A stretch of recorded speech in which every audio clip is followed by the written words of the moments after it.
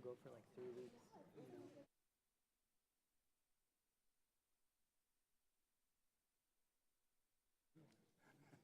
Right?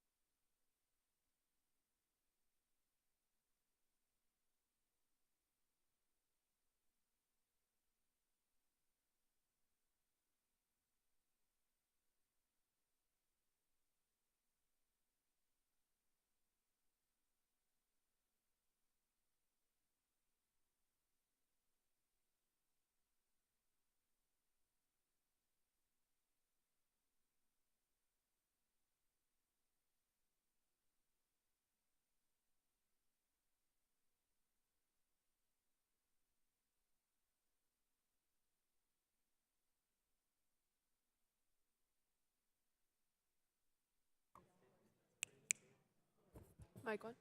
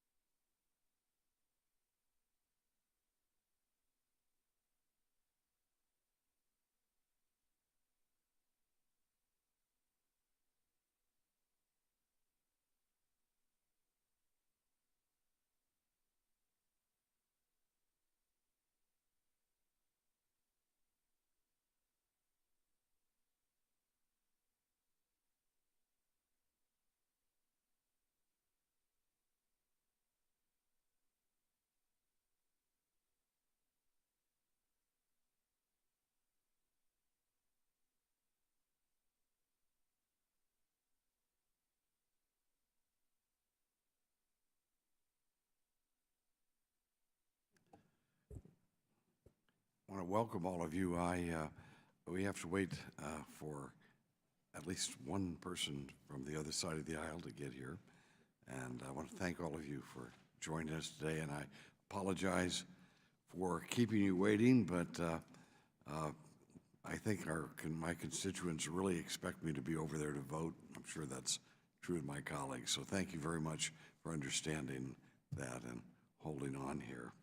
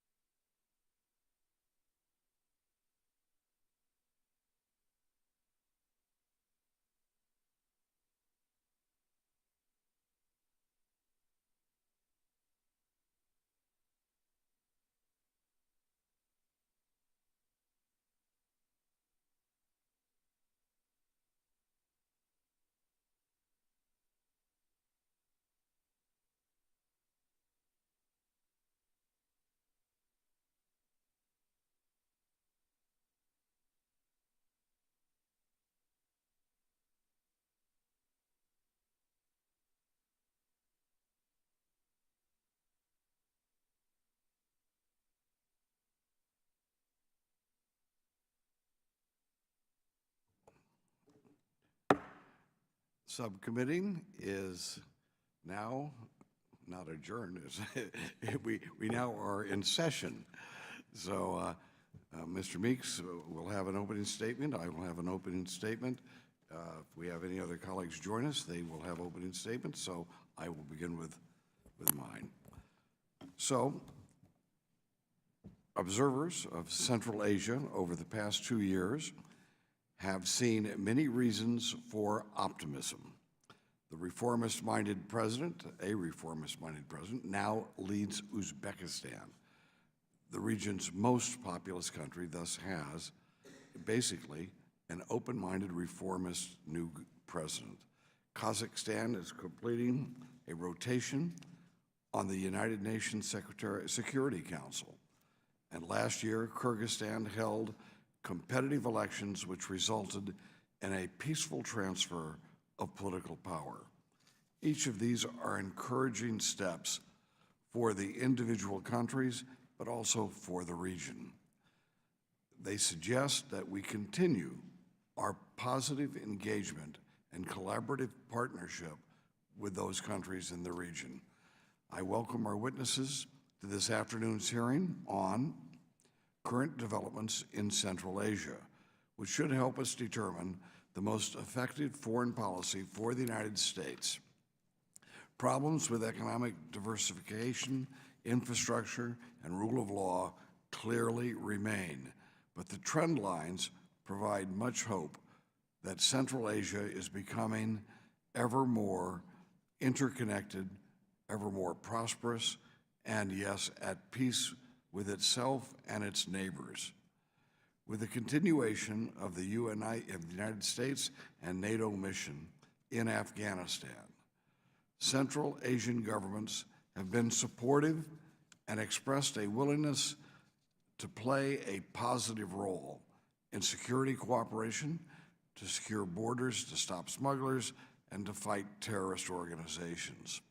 Through our bilateral and regional assistance programs, the U.S. government is helping the governments of the 5 Central Asian states to increase security while expanding private enterprise, cross-border trade, and, of course, respect peaceful democratic dissent. I welcome the news, and I have welcomed the news earlier this year, but especially what's been happening in that the Uzbeki government has now accredited a Voice of America journalist for the first time ever. I find that a major step forward, and we appreciate that. We can hope that this is a trend which continues, of course, and of course it remains frustrating, however, that today Radio Free Europe, Radio Liberty is only able to operate in 3 of the 5 Central Asian nations, and then usually only with difficulty. While we applaud the increasing trade, economic contact, and economic exchanges as positive accomplishments, we must not turn a blind eye to politically motivated prosecutions, arbitrary detentions, corruption, and restrictions on freedom of expression. As we have our conversation about these issues today, it must be with a realization that we cannot take Central Asia for granted. It is a region of secular governments and enterprising peoples. It is a pivot to the Euro-Asian landmass and a balancing point for the entire globe. It would be an historic setback for humankind if that part of the world were to be dominated by radical Islam or controlled through subterfuge or bribery by countries such as China. It is better for the region and better for the West that Central Asia continues to make progress and remains on a pathway to openness, prosperity, and peace. And before I yield to my ranking member, Mr. Meeks, let me just note that I have been fortunate enough to visit Central Asia and know those people there to be welcoming and gracious people who I dearly respect. While we may be separated in great geographical differences, they are literally on the other side of the world, I think there is a kinship between our peoples. We share a frontier spirit and sweeping landscapes that spread out to the horizon. We can play a pivotal role in the development of Central Asia, for example, and different developments that they're doing in their efforts. I'll give an example of the Central Asian Regional Electricity Market, which will help bring that region together and in better contact with the world and each other. We've laid a foundation for cooperation through economic interaction, and I hope through increased American attention that we will continue to make progress together. And in a partnership and a friendship, we will build a better world for them and for all of us. Mr. Meeks. Thank you, Mr. Chairman, and it is great that we're having this hearing today. I think of often, when I think of Central Asia, I think of one great member of Congress who was my predecessor and who was the chair and then subcommittee, chair on the subcommittee and then ranking member, Eno Famiovela, who was always told me that Central Asia did not get the attention that it should get. And I couldn't agree with him more. Now, being the ranking member on this committee, it needs to get much more attention. I've had the opportunity to travel to the region many times.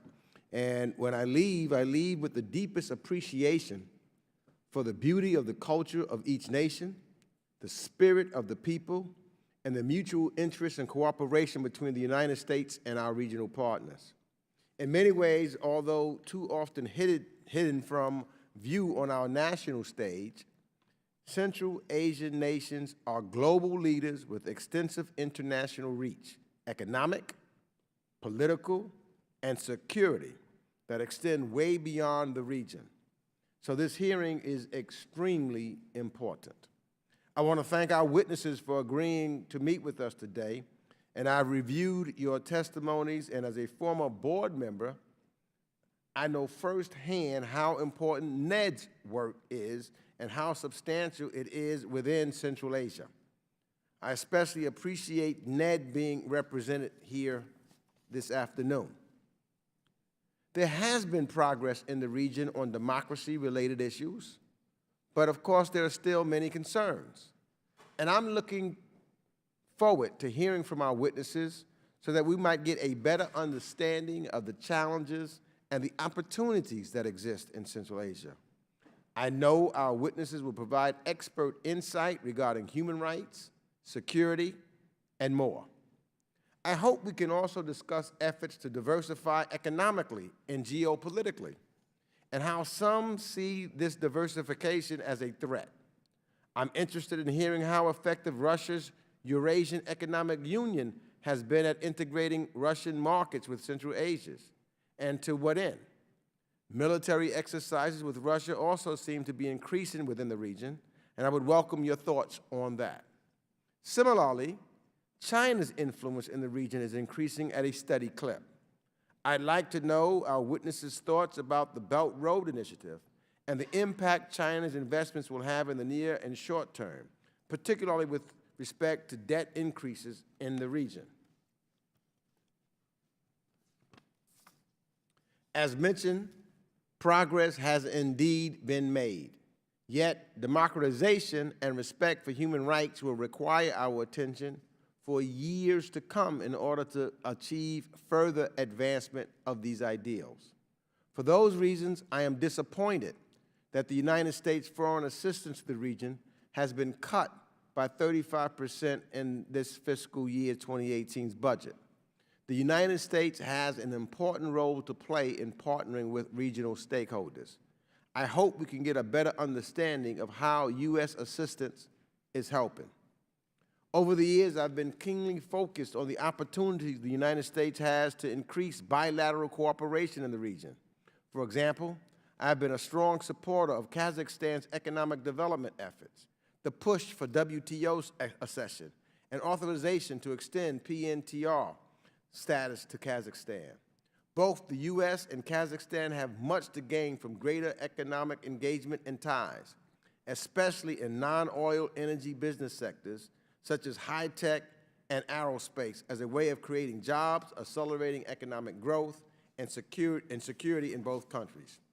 The same is true to varying degrees throughout all of Central Asia, and it is clear to me that there are current partnerships that we should maintain, and there are many opportunities ahead.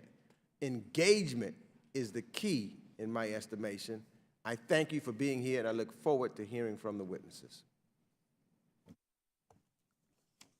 Thank you, Mr. Meeks. We have 3 witnesses today, and let me just note that if you could try to keep your spoken testimony down to about 5 minutes, and then we can have a dialogue, which is what the purpose is, but you can put anything else into the record. You can put your whole statement into the record. So I will introduce the 3 of you, and then we'll have the testimony. Dr. Fred Starr, is the founding chairman of the Central Asia Caucasus Institute and the Silk Road Studies Program, a joint research center affiliated with American Foreign Policy, the American Foreign Policy Institute. He has been a well-regarded expert in this region for a number of decades, and he is past president of the Aspen Institute. Next, we have Steve Swerdlow. He is a Central Asia research, and he does that for the Human Rights Watch, and he is an attorney with over 15 years of scholarly and human rights experience. He has worked on the region and about the region for many years, and I understand he has just returned from a working trip to Uzbekistan. And I'll ask you, did you get to Samarkand while you were there? I've never been in Samarkand yet, so I understand it's a beautiful, beautiful city. Last, we have Spaska, and let me make sure I get this right, Gadzinska. I got it right, thank you. Associate Director of the Eurasia at the National Endowment for Democracy, and in that role, she oversees programs in Central Asia and the broader Eurasian region. So I'd like to welcome all of you, and we may proceed with Dr. Starr. Thank you very much, Mr. Chairman. I want to salute and add to your remarks and those of Mr. Meeks regarding engagement. Hats off. Now, why? Because we are at a moment today in which the opportunities in this region and the prospects for the region are at a higher pitch than they've been in 25 years. This is a remarkable moment. There are a lot of causes for this. There are also factors holding it back, which I'm sure we'll hear about. However, among those causes, one that has earned particular attention are the reform project going forward in Uzbekistan. My colleagues will speak on several aspects of it, but I want to just take note that our Central Asia Caucasus Institute undertook a year ago a systematic review of all the reforms going on there, trying to simply to catalog them and follow their status. And we've covered economics, foreign relations, law, governance, religion, and so forth, which will be in a forthcoming book entitled Uzbekistan's New Face. Suffice it to say now that these are really fundamental reforms. We shouldn't expect all of them to be fully implemented. It won't happen. It doesn't ever happen. We can expect resistance to some, but this is as fundamental a reform program as taking place in any predominantly Muslim society on earth today. It deserves our attention, deserves our support. Now, let me just touch on a couple of aspects of it. First, on the foreign relations, this is transformative. They basically moved from, as everyone in the region is moving, from a period of exclusive focus on preserving their own sovereignty individually to one in which they're talking about the sovereignty and integrity of a region. And this is really a very fundamental change. The United Nations General Assembly passed a resolution recognizing this just a month ago. The United States supported it, as, by the way, did China and Russia. We'll see if they follow through. But it's an important shift. In the area of governance, we're talking of very interesting developments with regard to empowering political parties and the parliament itself to initiate legislation, not just to approve laws that are handed down from above. In the economic sphere, the convertibility of currency, the opening of contacts with the ability to invest abroad and receive investments from abroad, these and many other changes will bring about very basic shifts. Now, with regard to religion, this is a Muslim majority society. What I want to stress is, and we'll hear more about this, I'm not going to dwell on the 23,000 people who've been taken off prescribed lists in that area. My colleagues will get into those questions. I want rather to stress that this is a Muslim society which at the same time has a secular government and secular systems of laws and secular courts. This is common throughout the region, and it's a prime factor that should be at the front of our foreign policy. It's a very imperfect system, but it's something we should be working with them to develop and perfect. It's something in which we have a common interest and common concerns. Now, what should the U.S. do about all this? Let me simply say, first of all, I think we have to embrace the region as such. They really have shifted from, if you will, navel watching, each watching out for its own exclusive fate, to grasping hands on a regional basis. This is really important. We cannot appear to be engaged in divide and conquer policies, handing out rewards and punishments to good guys and bad guys. We have to think regionally. We've not been used to doing that. And the region itself has changed. When Kazakhstan proposed to Secretary of State Kerry to establish what became the C5+1 consultative format, we responded as they proposed. If that were to be proposed today, all presidents of the region would favor including Afghanistan, not as a neighbor of Central Asia, but as part of the region.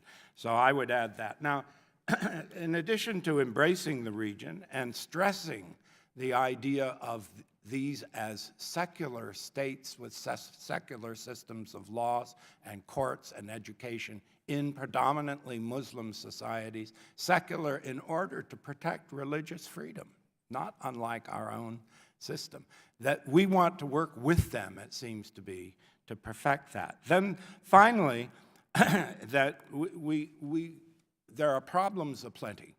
Mr. Meeks rightly touched on some of them. Of course there are problems. The question that we have to decide, and I think it's fundamental, is are we going to work with them or on them? Working on them, naming and shaming hasn't worked, won't work. Working with them does work. I could give very specific examples, if you like, on how it has worked. I think that's the way to go for the future. Thank you. Thank you very much, Mr. Swerdlow. Chairman Rohrabacher, Ranking Member Meeks, it's an honor to be here today. My remarks focus on the remarkable changes that we're witnessing in Uzbekistan's human rights situation, and also recommendations for how U.S. foreign policy can best promote lasting and meaningful improvements on the ground. And the key recommendation really is this, that in this time of, as has been noted, hope in Uzbekistan and political transition, it's really vitally important that the United States continue to promote human rights, and the word engagement has been used here, but to engage in a principled fashion. I think one of the lessons for U.S. foreign policy of the last 2 years in Uzbekistan, the releases of political prisoners, the remarkable progress on combating child labor and forced labor in the cotton fields, is that pressure actually works, even in hard authoritarian cases like Uzbekistan.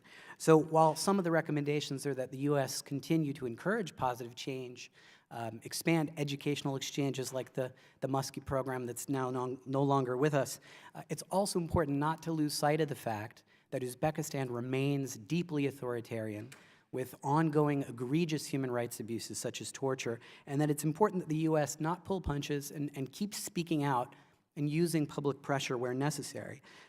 In these past 2 years, we have seen some remarkable things, as my colleague Dr. Starr just mentioned. We've seen about 30 political prisoners released. We've seen some restrictions being lifted on free speech and free expression. We have seen about 16,000 people coming off the notorious blacklist that the security services keep, which mean that a person has to go in for police interrogations on a regular basis. We've seen the president commit publicly at the UN to combat forced labor and child labor, and we have seen a rhetoric or a discourse of government officials being accountable to their citizens in Uzbekistan. So it's a time of remarkable optimism in Uzbekistan, the likes of which I've never seen. But I think it's important, again, to dwell here on the political prisoners. Why are these 30 political prisoners, why are they the ones that have been released? They've been released because they were the specific individuals that the U.S. government had been raising, along with the European Union and human rights groups, for many, many years. So I think it shows, again, the value of pressure, the value of speaking out. And it's also important to note another thing about these releases, which are so significant. And one, just to put it in context, one of the individuals I met recently that was released is a man named Samandar Kukhanov. He was the vice chairman of Uzbekistan's first independent parliament. He was in jail for 24 years, which next to Nelson Mandela, I think makes him the longest imprisoned political activist in history. It's important to note that none of these people have been rehabilitated, that many of them have suffered torture, and that is a discussion that's not really yet on the table in Uzbekistan. I think how Uzbekistan deals with political prisoners and opens this national dialogue into the last 25 years of Karimov and the abuses that occurred will actually determine a lot about the general direction of democratization and human rights. And it's also important to remember that there are still thousands of people imprisoned on politically motivated charges. I just met the wife of one of them, a professor of Turkish studies named Andrei Kubatin. I met his wife about 2 weeks ago. He was tortured for no other reason than the fact that he had shared publicly available documents about historical documents with a Turkish diplomat, and he was tortured. So it's important to keep in mind that this is ongoing. On free speech, I talked to journalists in Uzbekistan, and they tell me that now they're able to report about corruption, forced labor, and that is remarkable. But as you said, Chairman Rohrabacher, Radio Free Europe is still not operational. The BBC, which was promised accreditation about a year ago, has still not been able to get their local correspondent accredited, and that is something that could be changed, I think, very quickly if it was raised in the right way. On torture, we continue to get information of really horrific torture. In one case, a journalist named Babamurod Abdullayev, who was stripped naked in a freezing cell. I met with him not long ago as well. And these are things where the president has spoken out on the need to combat torture, but the follow-up, the implementation is lacking. On freedom of religion, I should mention that because we have a visit coming up by the U.S. Ambassador for International Religious Freedom, Sam Brownback, which I think is expected in September. We have seen a desire expressed in Tashkent to promote a more enlightened view of Islam, to have Uzbekistan be associated not with torture, but be associated with Islamic enlightenment, education. That, of course, is very important. But we still see the same restrictive regulations, especially on Christian communities, Jehovah's Witnesses unable to register, Protestants unable to register, and Christians often being vulnerable to constant harassment, home raids, and of course, as I mentioned, thousands of independent Muslims still languishing in jail on politically motivated charges. That leads me to sort of the key recommendations, which I mentioned in the beginning, which is that we have seen a significant number of political prisoners released, 30 in 2 years. Child labor has really been, that's been a very successful effort on the part of the government. Now the focus is on forced labor. We still saw 300,000 people forced to pick cotton in the last harvest, according to the International Labor Organization, not according to human rights groups' findings. And so it's important that Washington use the tools it has. It use the International Religious Freedom Reports, communicating that the country of particular concern designation is not going to be going anywhere as long as registration is so hard to acquire for Christian communities, as long as there are so many religious prisoners in jail. It needs to use the Trafficking in Persons report. We saw an upgrade from Tier 3 to Tier 2 watch list for Uzbekistan, but it's still important to communicate that there should be an end to forced labor. And of course, the U.S. shouldn't be afraid to use tools like Global Magnitsky for officials that have been responsible for a policy and practice of torture. And finally, I would say the U.S. is a leader on these issues, and it is important for Uzbekistan. I think hard to imagine that Uzbekistan can really democratize and move forward unless there will be a sober and difficult conversation about the past. Some conversation about the past 25 years, and some process that allows Uzbek citizens a real voice to discuss what has occurred and strategies for moving forward. Thank you very much. Thank you very much. Mr. Chairman, Ranking Member Meeks, and distinguished members of the subcommittee, Thank you for holding this timely and important hearing on current developments in Central Asia. Could you please put the mic up a little bit closer? Sure. Is this better? There we go. Yes, thank you. On behalf of the National Endowment for Democracy and our partners in the field, I would like to thank you for your ongoing support and commitment to Central Asia, and we very much welcome your remarks on the importance of continued engagement. With congressional support, the endowment has promoted the democratic development of the region since the early 1990s. Currently, NED supports over 50 domestic civil society and media organizations in their steadfast efforts to advance democracy in Central Asia. For the record, I'd like to point out that the endowment is a grant-making organization and does not take positions on U.S. policy.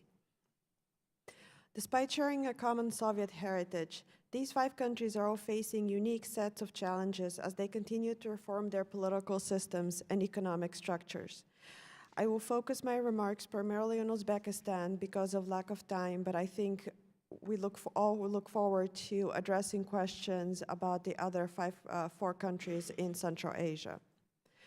The single most important event, as it has already been pointed out, is the sudden death of Islam Karimov in September 2016, who had ruled Uzbekistan with an iron fist since before the dissolution of the Soviet Union.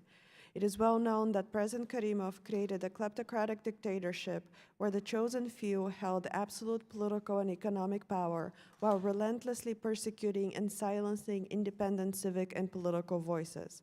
Under Karimov's rule, independent civil society, media, and political opposition were all decimated, and the ability of international organizations and donors to operate in the country was severely restricted.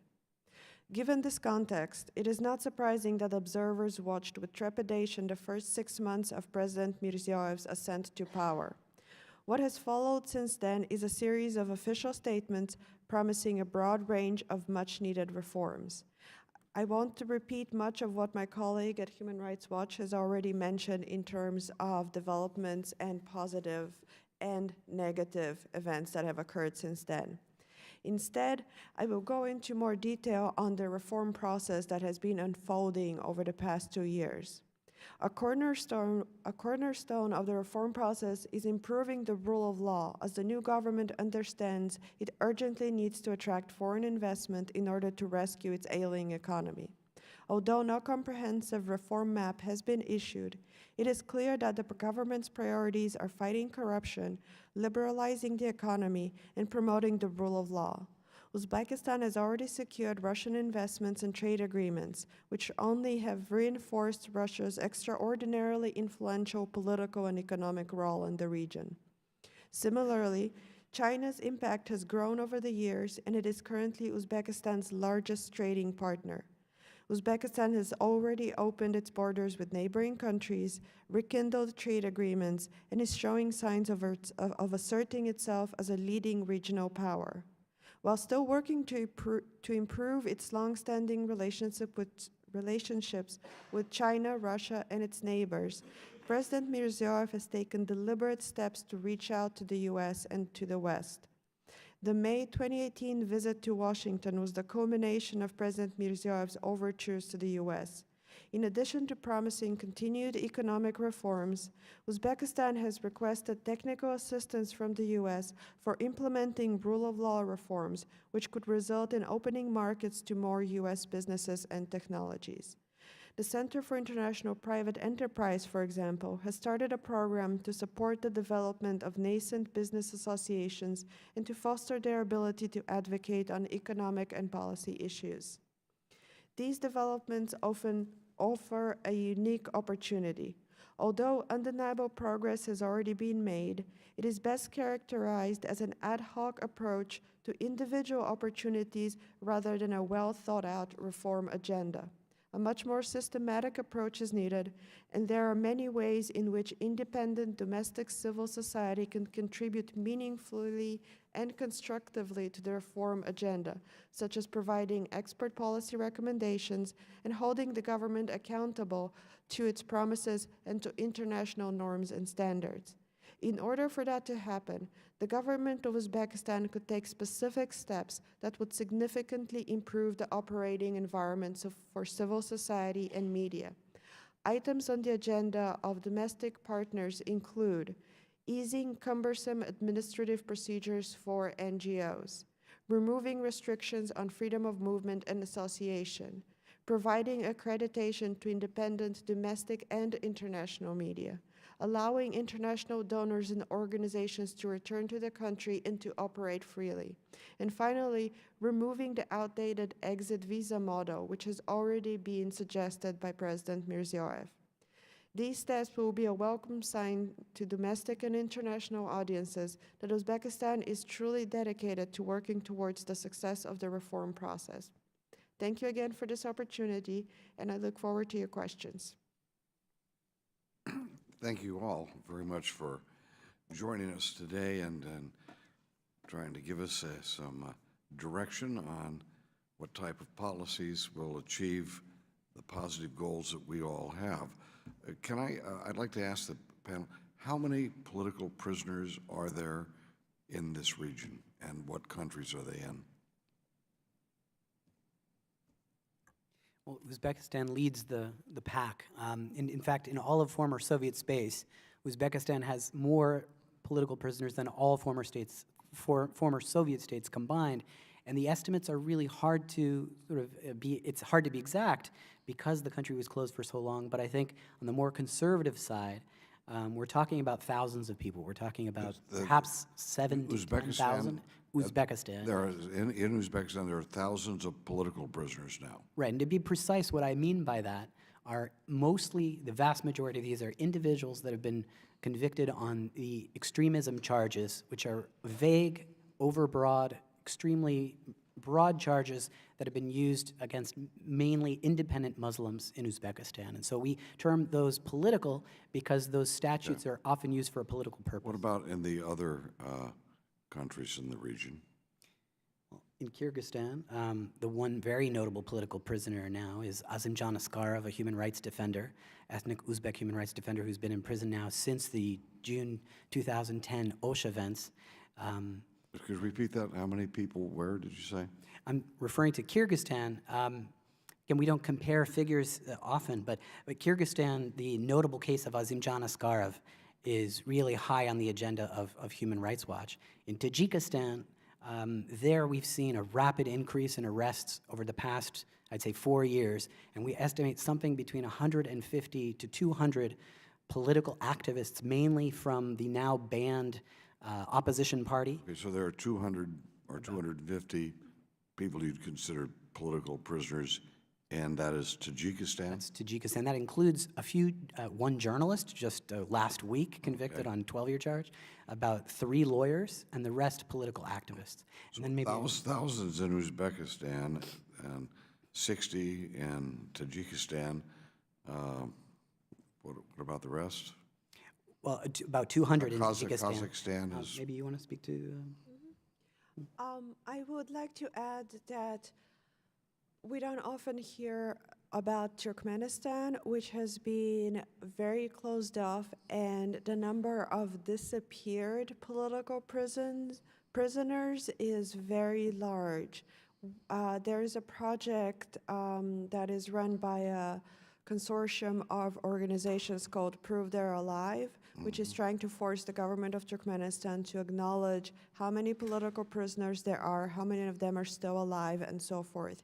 In Kazakhstan, I would say that it is difficult to put a number to the number of political prisoners for 2 reasons.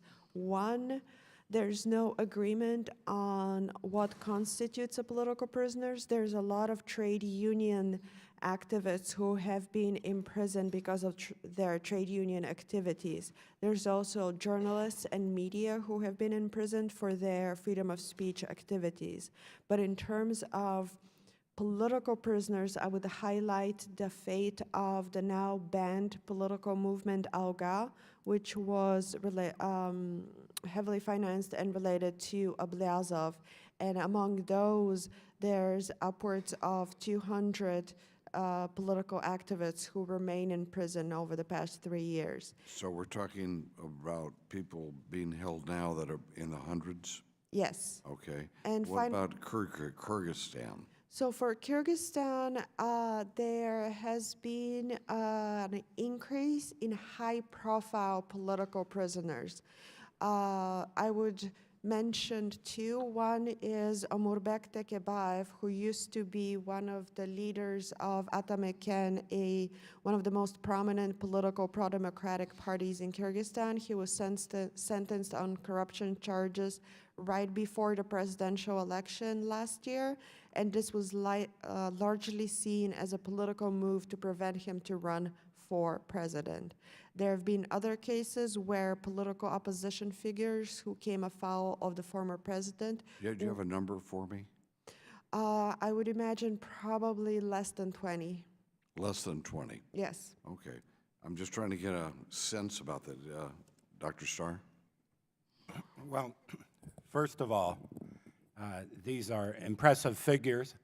I wish there was some way of checking them rigorously. There really isn't, which is assumed to be the case, and I mean, there isn't a means of checking them because of the closed nature of these data. But let us for a moment take these figures at face value. They seem to me decisively to disprove Mr. Sverdlov's assertion that pressure actually works. I agree with him that pressure can work and at times does work, but we've used it as our sole tool, and the large numbers that have just been cited are proof to me that we should have another tool, and that other tool is working with rather than on these people. And let me give as an example an organization that might have been mentioned earlier under civil society groups, and that is an organization called Regional Forum that was set up by a remarkable Slovenian woman named Musa Sever. She has been working in Uzbekistan for 10 years with some American support and European support. She has worked with rather than on the Ministry of Justice, with the Ministry of Internal Affairs. She has brought members of their Supreme Court here to sit down with American lawyers for weeks on end and discuss exactly the problems that my colleagues have raised. These are important issues. It seems to me through her decade-long work, she actually participated in the drafting of many of the laws which are now being implemented and offer some signs of hope for the future. So my strong urging here is that we shift the balance from, yes, pressure should continue, but from pressure to working with rather than on these people. That will produce results and numbers that are more credible than what we've had. Can I just add to that very quickly and say that I think the case of Human Rights Watch right now in Uzbekistan supports what you say, in the sense that now there's actually a period politically where we can sit across the table from the Uzbek government, many Uzbek officials from a number of ministries, and it's understood that we have a critical, independent role to play, and that there's nothing, criticism doesn't have to be toxic. I see a dialogue now between our organization. I was actually deported from Uzbekistan 7 years ago, or 8 years ago, like many people from the NGO community and the journalistic community. And now I've been able to have these really difficult conversations where we talk about, yes, we understand that this is a painful conversation to talk about this number of political prisoners. Let me explain why we call them political prisoners. Let us talk about all these issues, and that conversation is taking place. So I would say I agree with you that you do have to work with, not on. But I think, again, I don't think those approaches are mutually exclusive, and I think shining light on these issues is really important. And finally, I'll say that we asked the Uzbek government recently, very recently, to give us a list of all the prisoners imprisoned under these charges, and we're still waiting for that data. Do we have an American ambassador in each of these countries, or are there vacancies?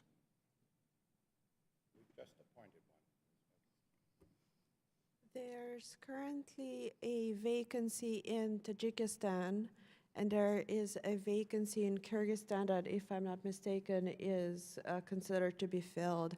We have a very strong and excellent ambassador in Uzbekistan, Ambassador Spratlin. Is he an ambassador now? She's been, she's Right about now, to be so right now, there is a vacancy in Tajikistan. Are there other vacancies? in Kyrgyzstan as well. Kyrgyzstan? Yes. Okay. And what about the other countries? Do we have American ambassadors present? It's, Or- the problem goes beyond representation. Do they meet as a group? Do they consider their mission a regional one, I or understand. rather? I'm just trying to get an understanding right now. I think we have to Some of the things- everywhere now. Okay. Are there vacancies in all of these countries? No, I think No, none so today. Dan Rosenblum has been nominated as ambassador to Uzbekistan. Uzbekistan. Yet to be confirmed. Yes, yet to be confirmed. Is he saying we do have an ambassador there? We don't. We don't. We do not? Okay. One has been nominated but not confirmed. Okay, so in these 5 countries we're talking about here, where is there an active ambassador in one of them? Where? Well, as I understand it, Ambassador Spratling is still in her position and still active. And I mean, is there yes. someone now who's been appointed by this administration who is now currently there as an ambassador, right? And Yes. and then the other countries of the region, which country is it who has the ambassador? Is that, who are we talking about? Yeah, Uzbekistan and Kazakhstan. Ambassador Kroll is there. He's leaving. I see leaving. So there's a number of people getting ready to leave, but they're still in their positions. Yeah. And I'm just trying to find out, I went to Belarus. I remember I went there a couple of years ago, and I was very surprised when we landed and there was no ambassador in Belarus. And I asked why there wasn't an ambassador in Belarus. I mean, the embassy had a small staff, and they came to see us at the airplane, and it was described, well, we had the political prisoners, we're protesting the political prisoners, and thus we don't have an ambassador. And later on, when we talked about the political prisoners, I said, okay, I want to get a briefing on who these political prisoners are. And apparently there were 6 of them. And yeah, there was a couple. One guy who'd been arrested who had run for president against the current leader, and he got arrested immediately after the election. And he was certainly a political prisoner, but 2 of them were in the Young Anarchist movement and had been arrested for throwing a Molotov cocktail at some embassy. And it didn't seem to me to be justified not having an ambassador because there were 2 political prisoners in the country. And Uzbekistan, if they have thousands of political prisoners, here's the follow-up question. Should we then have a U.S. ambassador in Uzbekistan if they have thousands of political prisoners? absolutely. I mean, I think as we've been discussing, we all agree on engagement. I think the point I'm trying to make is principled engagement, shining light. The more information we have, I think it actually even benefits the Uzbek side. And again, I want to stress, as I mentioned in my remarks, there has been a new discourse about religion, as Dr. Starr said, about changing the approach. But the problem is that these habits die hard, and the government has certainly legitimate security concerns. We recognize that.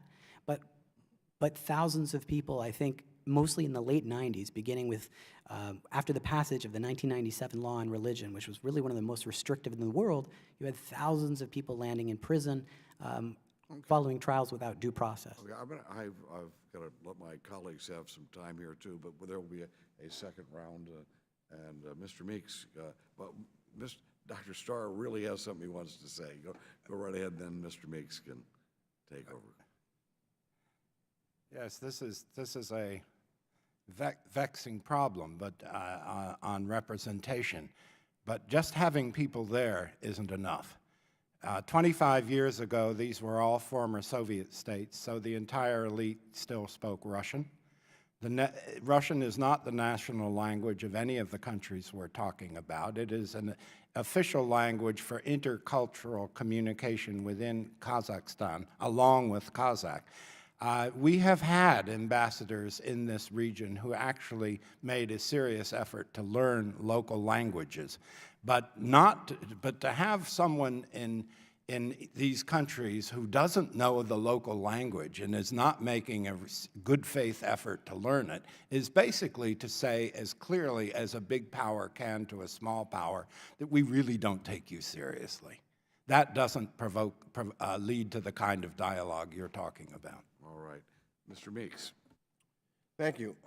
And speaking of Russia, Russia's maintained strong security ties to the region by leading the Collective Security Treaty Organization security bloc and by deploying missile defense systems within the region. Now, Uzbekistan is not a member of the treaty, but in 2017, it conducted military exercises with Russia within its territory. Following Russia's actions in Crimea, Kazakhstan, from and talking to some of them, has become increasingly concerned about its northern neighbor, particularly since about what we just talked about, 23% of its citizens are ethnic Russians. So my question is, do you think Russia will try to stir up ethno-nationalist sentiments in Central Asia, given the region has a sizable ethnic Russian population? Because that's something that was happening in Ukraine and eastern Ukraine. And when I've talked to some Kazakhstanians, that's what they've been telling me their concern is. So, okay. Good, Dr. Starr. Russia, which is a great and noble European civilization that's made great contributions to our common culture, is suffering from what might be called a hangover. It is an imperial hangover. It's what France went through after World War II. The North Africans were actually citizens of France. Then they decided that they wanted to be independent, and the 4,000 some Frenchmen died in the ensuing battles. And finally, Charles de Gaulle came along and said, enough. He said, there's a better France without these colonial territories. Putin is exactly an anti-de Gaulle. He said, no, we are not us until we have our space recreated. And so it's a problem. It will remain so for a while, not permanently, because the generation that thought that way will eventually pass on. It is a problem for Central Asians. Their combined response is very clever. They've said, look, we want good relations with Russia. It's close by. We must have good relations there. We don't want them bothering us. We will use China to balance Russia. Then a few years later, around 2001, they said, well, these are two great neighbors of ours. Let's use the United States and Europe to balance China and Russia. And now, because for the last years until very recently, we basically were busy saying what we were not doing in Central Asia. They basically couldn't do the balance. We were not playing the role that they assigned in this balance, which is, it seems to me, good for everyone. So this is the challenge. It is the absence of serious discussion of security, which both of you mentioned in your presentations. It's the absence of that as we discuss these other issues that has led to this situation and opened the door for misbehavior from the North. Both of you basically agree with that. Anything to add? What I would like to add is that, at least from what we've seen from our partners on the ground, there's a very pragmatic approach towards Russia. There's an understanding that Russia's influence in Central Asia is strong and it's not going to decrease. So in a way, Russia doesn't necessarily need to stir up ethnic concerns because their extraordinary influence in the region is not threatened. Kazakhstan is a little bit different, and we have heard the same things that you mentioned, Congressman Meeks, where they are concerned particularly about the northern regions, but those may be a little bit overplayed from what we hear on our partners on the ground. I might just add that I think in some ways the human rights crisis in Russia, which is probably the worst it's been, since the early 90s, mimics and repeats some of the worst human rights practices that were pioneered in Central Asia in terms of the restrictions on the internet, really restrictive approach to freedom of religion, and a lot of other issues that seem to really, the revenge of the past in a way with Putin coming back to the presidency in 2012. I would say an interesting observation about Uzbekistan, though, is I think if Islam Karimov bequeathed a sort of healthy skepticism towards Russian domination, I think that's one of the legacies of his foreign policy, was to sort of try to ensure Uzbekistan maybe having more of a maverick and independent stance than, let's say, Kyrgyzstan, which is much more pro-Russian. And I think, so I don't worry as much that despite the sort of oversized footprint in the media landscape that Russia occupies in a place like Uzbekistan, I don't see Uzbekistan necessarily being, I think it maintains its own course and will continue to do so, and that's one of the lasting imprints, in a way, I think, of Karimov's governance. So let me just add on that. With the sanctions that we currently have on Russia, is that affecting the Central Asian companies? Is there any spillover to the Central Asian economies? It affects the economy in the sense that you had hundreds of thousands of Central Asian migrants, mostly in the construction sector in Russia, that had to leave, and many of them returned, for example, to Tajikistan without places to work, and that's caused a lot of panic at times, that you could have a lot of unrest in Central Asia. And you also have the cooperation ongoing between the Russian FSB and the security services of all the Central Asian governments. We've seen extraditions, kidnappings, abductions of Tajik dissidents in Russia. So that continues to go on, and it's a very intractable problem. And if I can just add quickly a little bit about that, is that the sanctions are impacting the Central Asia in a way that, as part of the Eurasian Economic Union, Russia has not been able to deliver on a lot of the promises that were made when, for example, Kyrgyzstan joined the Union. And a lot of the investments that were expected were did not materialize as time went through, which has led to some disillusionment with the Eurasian Economic Union. Okay, my last question, and then I want to turn it over, is, I think economies have to diversify. And I know in talking to some, they have been talking about they want to diversify their economies. Do you think they're serious about diversifying their economies? And if so, do you think that that will then have some sort of political impact on the regimes? Yes and yes. I'm a trustee of Nazarbayev University. It is working like mad and pouring huge amounts of money to diversify, to train people in fields needed to diversify the economy. And the Uzbeks are doing the same thing. Everyone is now. They realize that the old energy economy isn't forever. But if I can just add a note with regard to Russia, because it came up on the economic side.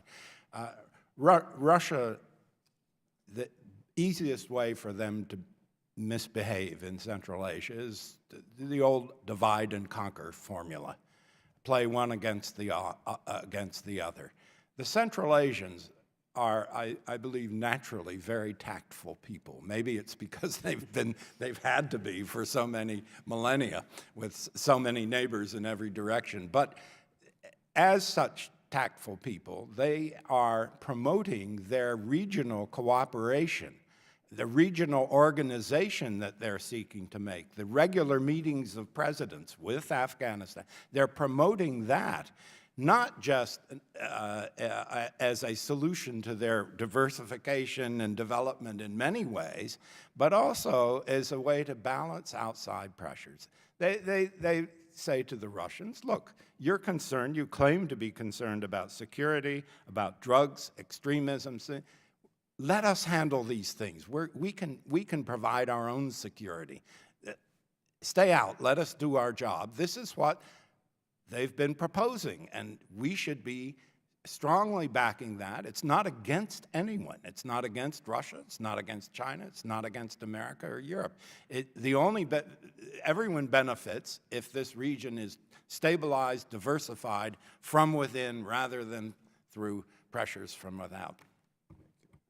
If I can just, I agree with that, but I would add that economic diversification can only succeed if it's coupled with rule of law reforms, transparency, and accountability in order to fully feel the positive impact of economic diversification.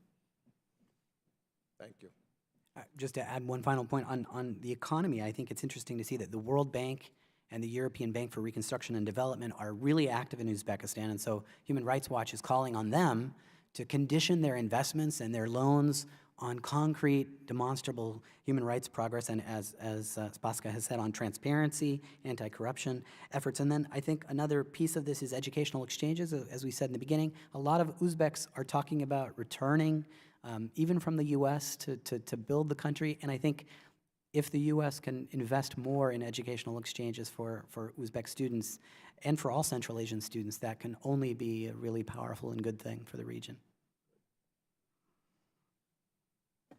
Thank you very much. And we now have Congresswoman Kelly. Would you like to come down here and take over for Mr. Meeks?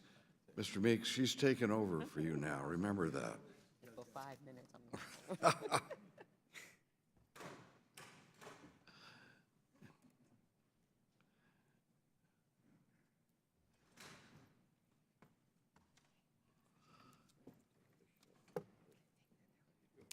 Thank you, Mr. Chair, and welcome to the witnesses. From listening to the three of you, it sounds like you feel the region is moving in the right direction and becoming more open, especially following the 2016 change of rule in Uzbekistan.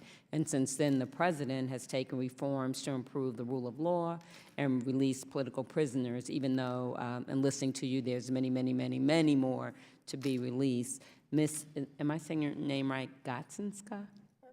All right. You said in your written testimony that Uzbekistan reforms have been more ad hoc as opposed to a part of a larger reform agenda. And in speaking with us, you mentioned a host of areas that should be tackled as part of the reform agenda. What would you suggest be first and would produce the most progress? If I can make two suggestions rather than Sure. one. Two is fine.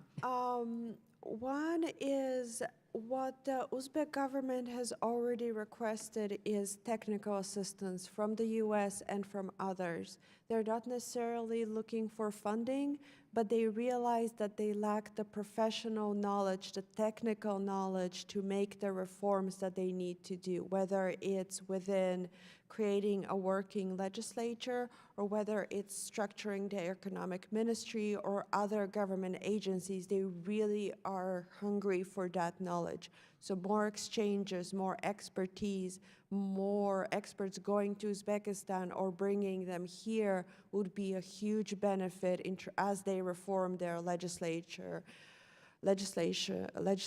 acts or administrative procedures or restructure their various government agencies. So I think that, since they're eagerly awaiting it, would be a huge benefit for them. The other side of that is, I think, civil society, an active, vibrant, independent civil society who can provide policy recommendations and who can hold the government accountable as they reform the process, as they fight corruption, would be incredibly beneficial. And it does not have to be necessarily an adversarial relationship. It can be the two of them working together towards the same goal, a more open, diversified economically, and a more, I hesitate to say more democratic, but certainly more open Uzbekistan. And I think lifting the restrictions on civil society and allowing them to more freely operate is absolutely crucial.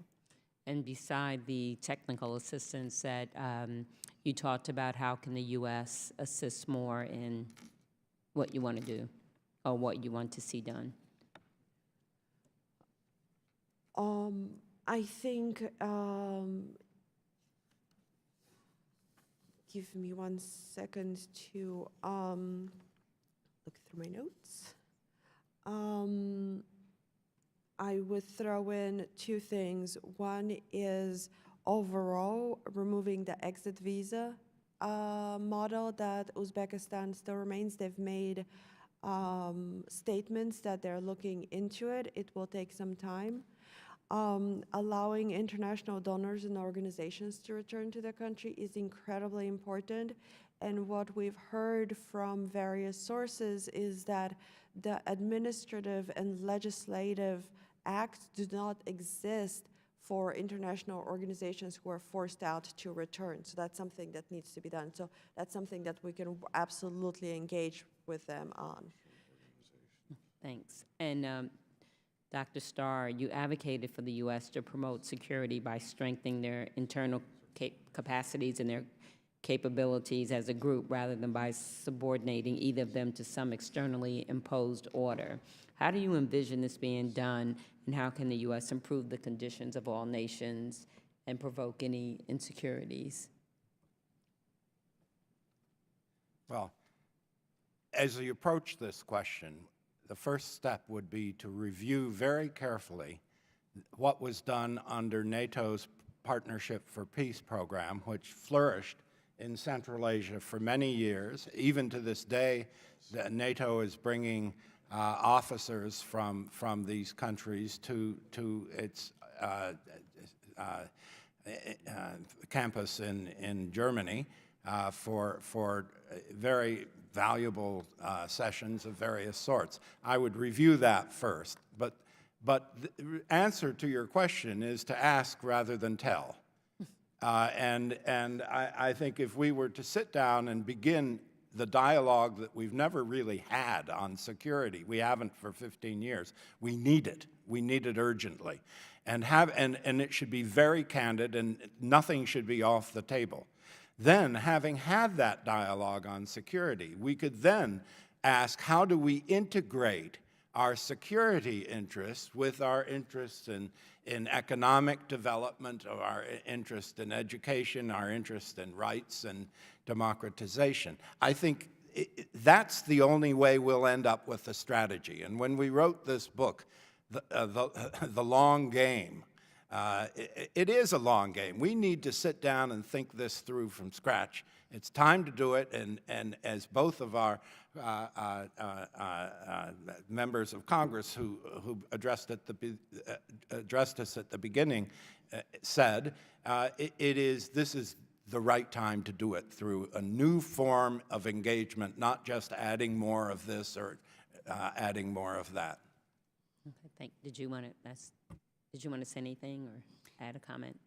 Sure. Well, just on this overall question of what can be done, I mean, I agree it's a long game. I agree that the approach has to be non-condescending, of course. But at the same time, many of these concerns are long-standing, obvious, they're out there, and it's clear to me that the Uzbek government has been listening these past, let's say, 13 years since the Andijan massacre, when you had hundreds of peaceful civilians, largely peaceful civilians that were killed in a massacre. After that, the government sort of shut down.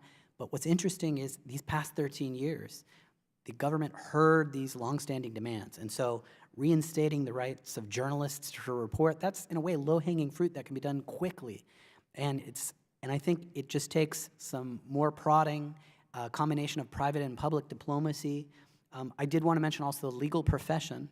In order for this to work, we're going to need to see a bar association that is genuinely independent.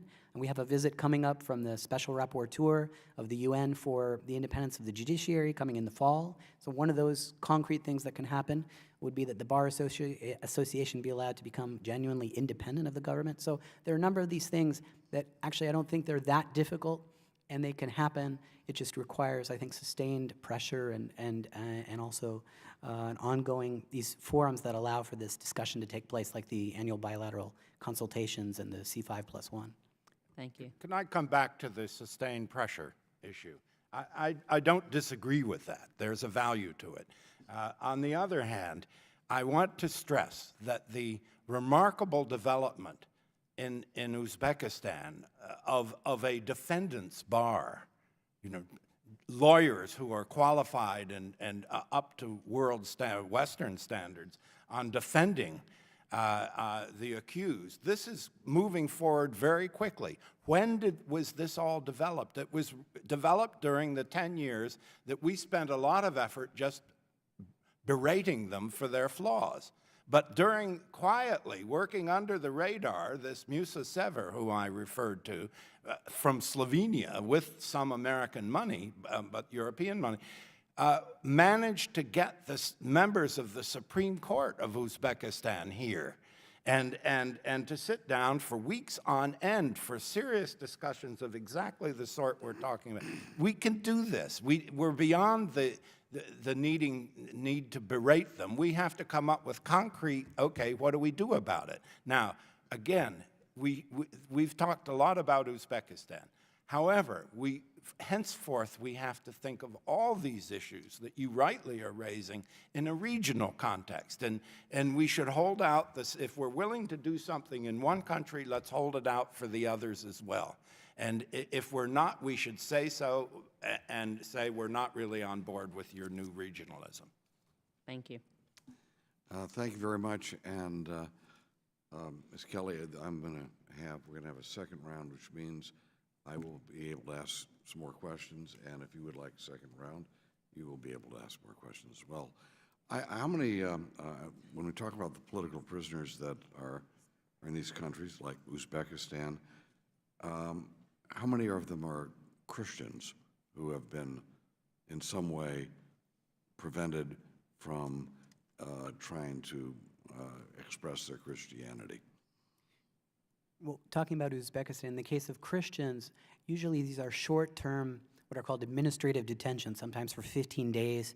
For the most part, organizations like Forum 18 that look at religious freedom in the region have not cataloged long-term. There have been, in the past several years, in the past, let's say 10 years, there have been cases of 1 year, 2 year imprisonment terms for Baptists, Protestants, but at the moment, at present, I'm talking about there are only short-term administrative detentions. The vast majority of abuses that we see directed towards those communities are arrests, home raids, confiscation of Bibles, and inability to register. This is a Muslim population countries, but we actually have relatively light, let's put it persecution. I wouldn't say that there's no overall repression of Christianity, even in these Muslim-dominated countries. There's a total ban on proselytism, an absolute, complete, and total ban. So if we were to join hands at this table right now, we would be arrested for engaging in religious activity. And is that true for the Muslim population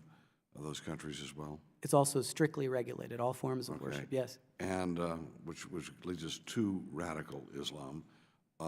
Having visited Uzbekistan, and having driven between Mazar Sharif and Tashkent, I know that territory, and it is definitely within the range of Afghanistan, which is, of course, as we know, for the last 3 decades, been absolutely in the middle of a bloodbath and of repression and of radical Islam.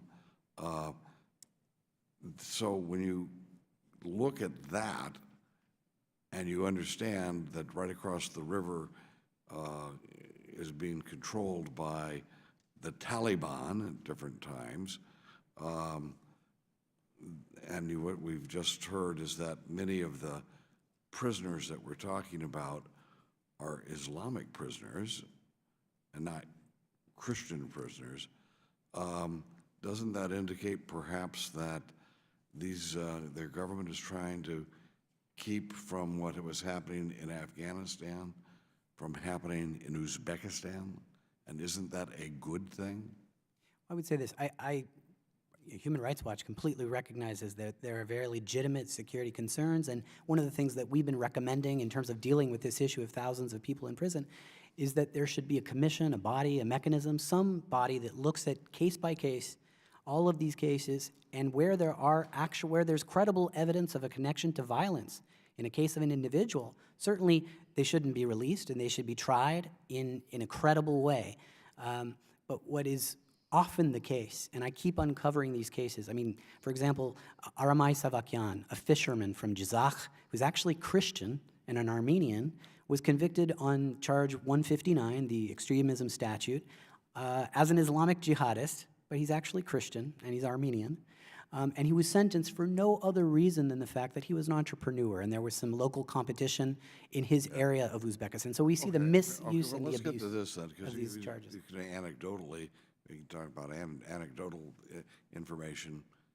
The Saudis have pumped billions of dollars in the last 30 years into promoting a Wahhabi concept of their faith, which is a type of Islam that will result in governments like the Taliban and social institutions controlled like the Taliban.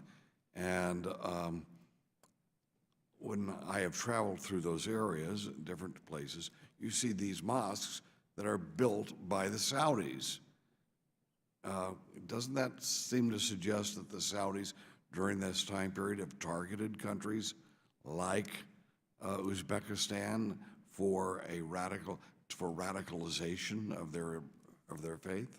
There's absolutely no question about that. It's not just the Saudis. It is some Kuwaitis. It's many others. And this has been a very seriously pursued campaign with lots of money, which is channeled through private foundations of very wealthy people in the Gulf. They get the money out there to Central Asia, and the rest follows. Now, I think the beginning of your question is we should return to it, and that is, look, these are neighbors of Afghanistan, and they know Afghanistan in many cases better than we do. You can speak Uzbek in Mazar-e-Sharif, you can speak Tajik all over the place because it's the same national language, government language, and so forth. The fact is the Central Asians themselves have invited Afghanistan to join Central Asia. They want to invest in Afghanistan. They are actually doing it. They want to play a role in the pacification of Afghanistan. We should be welcoming this. Well, let me put it this way. I don't believe that people of that area, at least the ones I've talked to, and I don't think it's rational that unless you are yourself someone who believes in this radical form of Islam that wants to relegate women to having to wear burqas and have the type of brutality against people to enforce their faith, which is part of that radical part of Islam. I don't think the people don't want that. And you want to invite Afghanistan into your midst, you're going to have to be facing that type of radical Islam. From abroad, largely. Let me stress something that hasn't been mentioned here, and that is everyone in Central Asia, overwhelmingly, they belong to or adhere to of the four legal schools in Islam, the Hanafi, who are the most nearly open to reason, most nearly open to business, to trade, to normal activity of the four schools. They are not generically Muslim in the sense that the Saudis are, or for that matter, the Pakistanis. The Afghans are part of this. Now, within that, there is another current going back 1,000 years that's associated with a guy from Samarkand. When you eventually visit there, you can visit his tomb, and that is Maturidi, who again was the great champion of reason, as opposed to just blind faith or dogma, to conduct human affairs. So they really come from a different corner than the Gulf, and this actually holds great prospects, especially because they are increasingly, as the Uzbeks have done explicitly, embracing this and saying, look, we favor moderate and enlightened Islam, not this other stuff. Well, let me put it this way. When you have, and it's not, you're right, it's not just the Saudis, but you've had this major investment of billions of dollars in madrasas, schools, for example, where they're teaching kids how not to read and write and do arithmetic, but how to read their Quran, and that's about it. And people coming out of the madrasa schools has frankly served the cause of a radical, revolutionary, repressive form of Islam, and that has been financed. And when I remember when I went to Uzbekistan, that was one of the things that was pointed out to me, is that they have had to stop that type of Islam from moving forward, which it sounds to me, considering that many of the people you're talking about who are political prisoners are not Christians, but instead are Muslims. So it would indicate to me perhaps this isn't just the sign of a repressive government, but perhaps it's the sign of people who are fighting against an incursion of the worst kind of anti-freedom Islam that is clearly available to see in Afghanistan. There's a very interesting reality. We devised in the West a hypothesis 20 years ago that the reason extremism arose in Central Asia was because of repressive governments. There's no doubt there were repressive governments, and that under them were some of the people you're talking about. But then it turned out that Kyrgyzstan, which had by far the most open and permissive laws on religion and the practice of faith and so on, and the large Christian population, by the way, heavily influenced by Korean Protestants, that Kyrgyzstan, with its very mild back then laws, was in fact a hotbed of extremism. And it turns out that Kazakhstan, which also had very tolerant laws, was facing exactly the people you're talking about brought in from the Gulf. So yes, this is a serious problem, and until we address it, ultimately these people will be in its thrall. Well, I would hope that we do not, which is unfortunate, many times when people are trying to come to grips with an authoritarian government that is involved with some type of repressive system, look, we have to make sure that we're not acting in a way which will result in a totalitarian type of government, which is 10 times more repressive. I remember when, right now, I see well, this is another area, but General Sisi of Egypt's under attack. Well, fine, when the Muslim Brotherhood takes over, what kind of government will Egypt have? Well, that's a whole other area, but when you compare that to Uzbekistan, it seems to me that perhaps that effort coming out of Afghanistan and the money coming out of radical Islamic countries like Saudi Arabia, and by the way, we should celebrate the fact that they knew the changes going on in Saudi Arabia may reflect that they're pulling away from that type of activity. But we know they've been doing that for decades. One last thing about this, I just thought I'd leave this with a story about my excursion into that region. I went, this was shortly after they had the liberation of Afghanistan from the Taliban, and I was in Mazar Sharif, which is a beautiful city and has a beautiful blue mosque there, and they have the doves that fly around. It's a beautiful place, very inspirational. And to get back, I had to get to Tashkent. And there were some meetings in Tashkent I had to go to as well. And anyway, it's quite a drive between Tashkent and Mazar Sharif.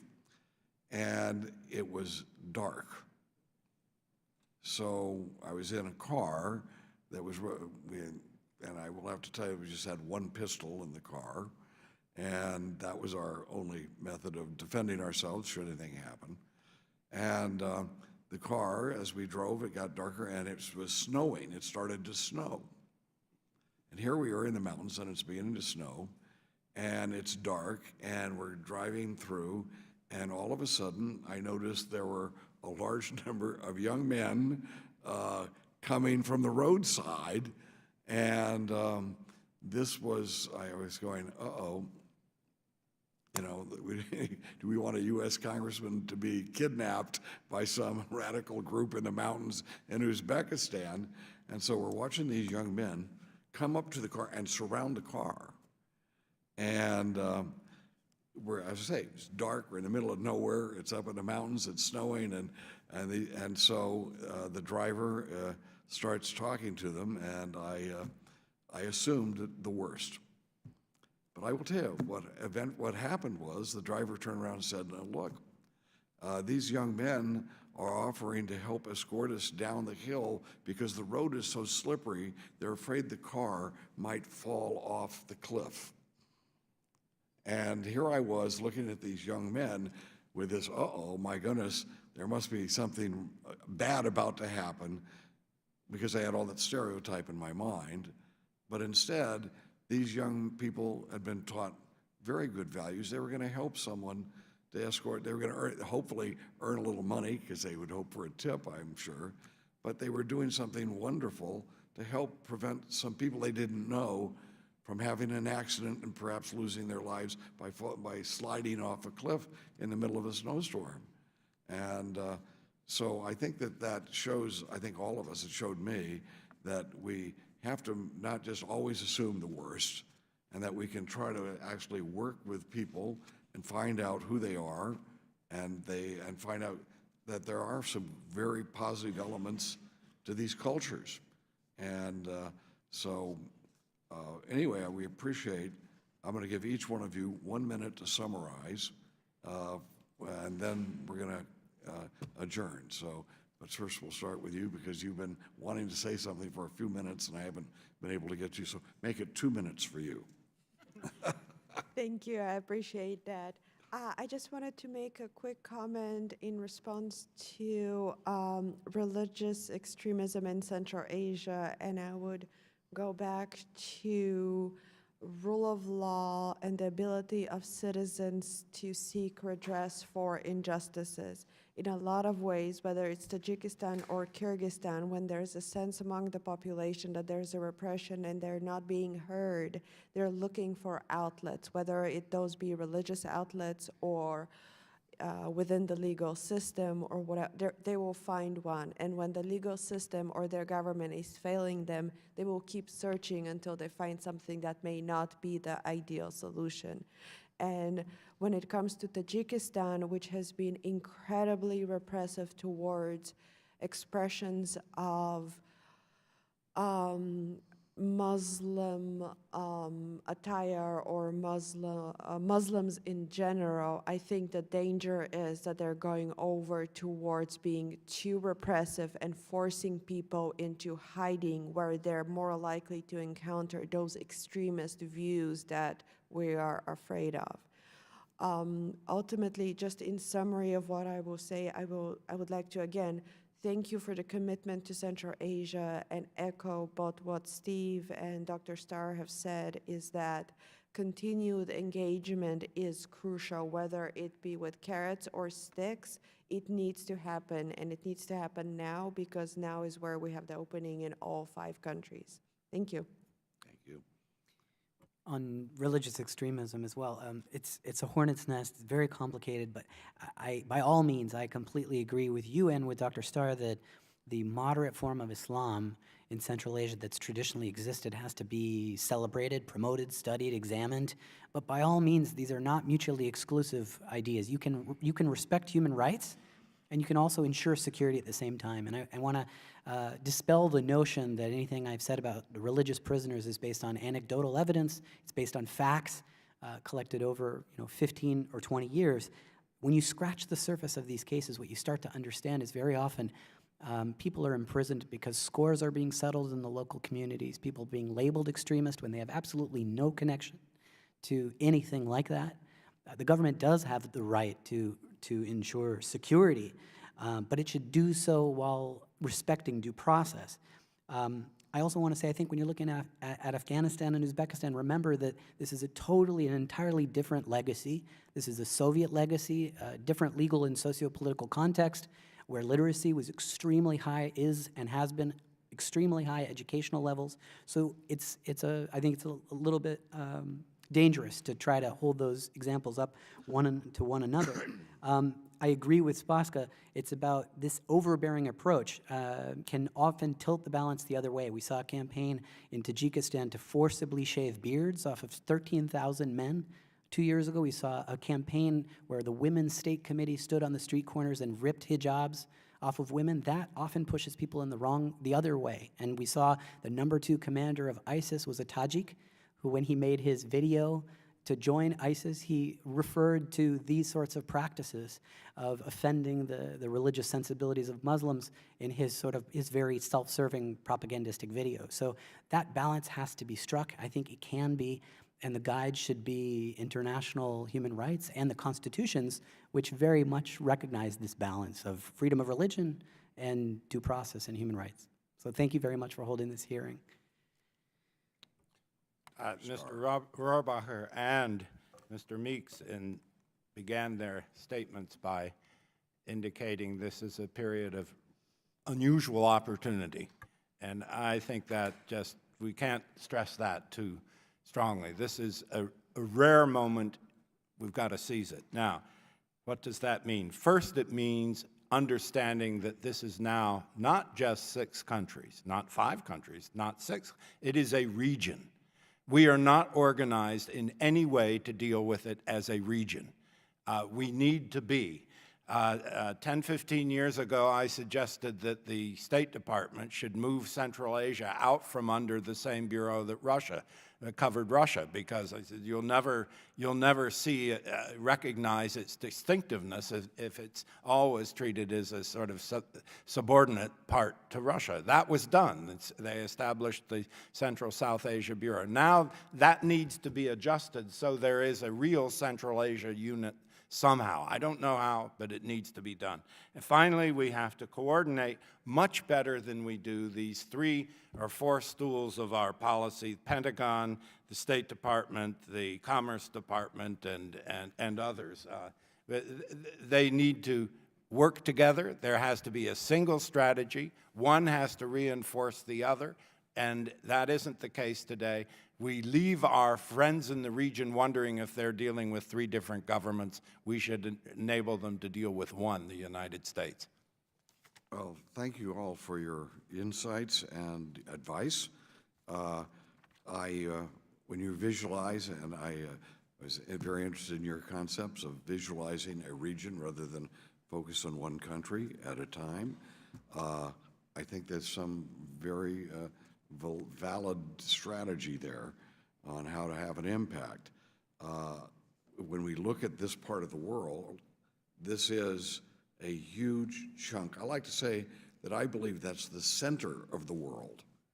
And whatever is going to dominate that part of the world will have an influence on the rest of the world, a major influence. And if it becomes a radical Islamic situation where that becomes a major force in that region, it'll be a disaster for the things that we believe in the United States, or in the Western civilization has promoted, or a moderate Islam has promoted. What a disaster for that. But if it becomes an area where the economy is thriving and people are able to communicate, and we are able to have some respect for the rule of law, that could stabilize the entire world as well, could serve as a very positive role.